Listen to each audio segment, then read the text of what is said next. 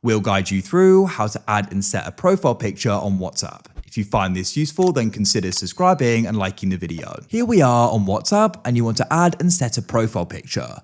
I think this is really convenient, especially for others who are trying to go and find and message you because they can easily go and identify you from your profile icon. You can do this whether you're on an iPhone, an Android, or another type of phone as well. It doesn't matter. We're keeping this guide broad. So let's go and head to our settings. If you're on an iPhone, you should see the gear or cog icon in the bottom right and you can click there.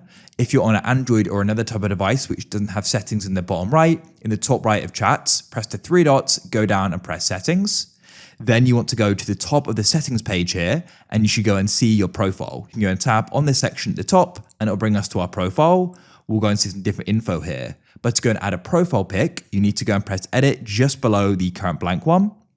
You get this pop up. You can go and create an avatar, take a photo using the camera right now, or you can go and choose a photo or go and import. I'll press choose photo, and then I'll go and select this one here. You can then go and crop it and adjust it to your liking, press choose in the bottom right, and it'll then go and update.